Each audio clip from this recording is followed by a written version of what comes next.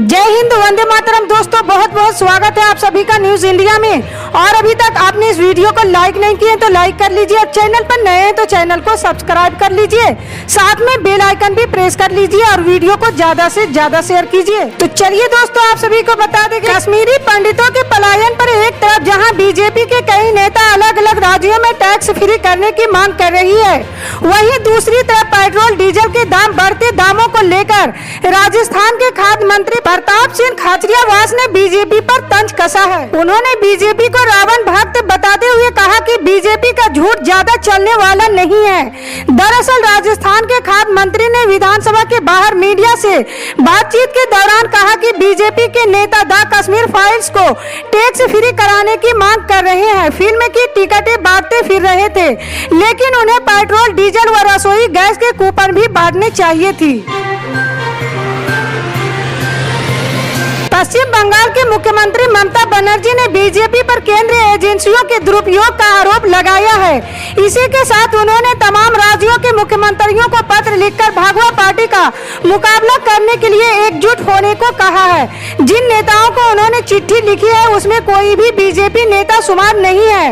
उन्होंने केंद्रीय एजेंसियों पर राजनीतिक प्रतिशोध का आरोप लगाते हुए एक बैठक बुलाई है। बहुजन समाज पार्टी की अध्यक्ष और उत्तर प्रदेश के पूर्व मुख्यमंत्री मायावती ने राज्य में सत्तारूढ़ भारतीय जनता पार्टी और मुख्य विपक्षी दल समाजवादी पार्टी पर विधानसभा चुनाव में मिली भगत करने का आरोप लगाया है। मंगलवार मायावती ने कहा कि मुस्लिम समाज सपा को एक तरफा वोट देने की अपनी भूल को सुधारे, तभी बीजेपी को यहां हराना संभव होगा।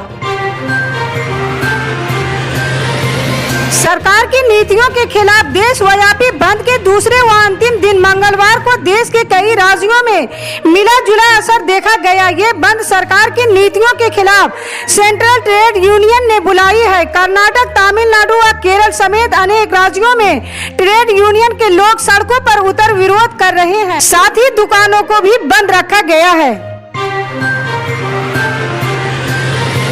वीरभूम हिंसा को लेकर पश्चिम बंगाल विधानसभा में हुई मारपीट के बाद बीजेपी के 7 विधायक अस्पताल में भर्ती किए गए हैं। अस्पताल में भर्ती बीजेपी विधायकों सत्ताधारी दल तृणमूल कांग्रेस के विधायकों पर मारपीट का आरोप लगाया। वहीं टीएमसी विधायक असित मजूमदार के नाक पर भी चोट आ गई है, उन्हें भी अस्पताल ले जाया गया है। नीतीश कुमार पर बख्तियारपुर में हुए हमले में प्रशासन और पुलिस ने कड़ा एक्शन लिया है। अब इस पूरे मामले में कड़ी कार्रवाई की जा रही है। हालांकि जिस शख्स ने मुख्यमंत्री पर हमला किया था उसे खुद नीतीश कुमार ने कार्रवाई न करने से मना कर दिया है, मगर पुलिस की ओर से हमले के बाद हमला करने वाले युवक की मानसिकता, हमले के कारण आदि की जाँच की जा रही है। पुलिस अपनी तरफ सभी तत्वों की छानबीन कर रही है। मुख्यमंत्री नीतीश कुमार पर हुए हमले के बाद सीएम सुरक्षा सख्ते में है। घटना की वजह से बिहार को शर्मिंदगी का सामना करना पड़ा था और बिहार राज्य की पुलिस व्यवस्था पर भी सवाल उठे थे। लखनऊ में प्रदेश कांग्रेस कमेटी की समीक्षा बैठक से लौटे कांग्रेस अल्पसंख्यक विभाग के प्रदेश अध्यक्ष बोले, मुरादाबाद 28 मार्च मजहब के नाम पर राजनीति करने वालों को कांग्रेस आने वाले लोकसभा चुनाव में जवाब देगी।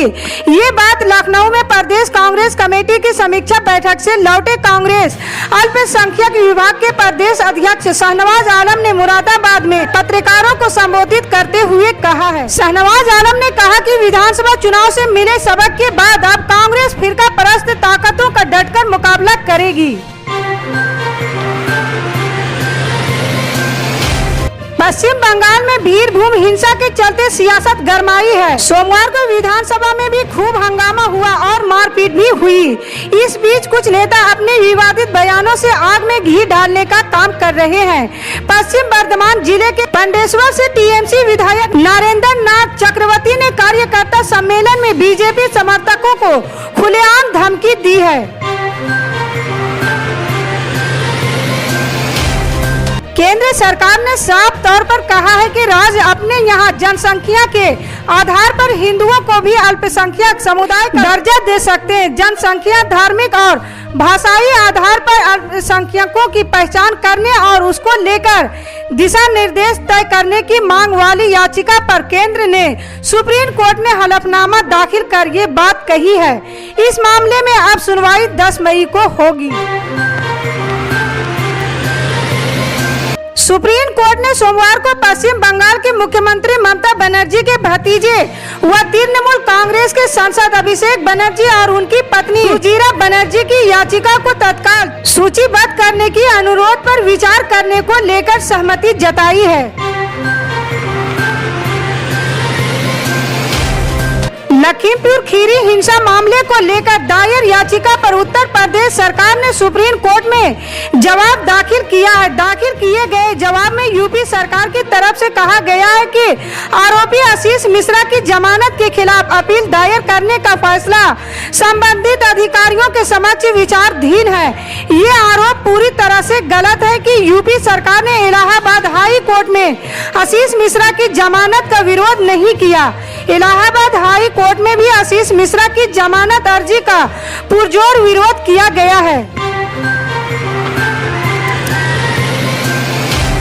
पूर्व मुख्य चुनाव आयुक्त एस.वाई. कुरैशी ने सोमवार को कहा कि इस्लाम परिवार नियोजन की अवधारणा के खिलाफ नहीं है। असल में ये केवल प्रचार है कि मुस्लिम जनसंख्या के मामले में हिंदुओं से आगे निकल सकते हैं।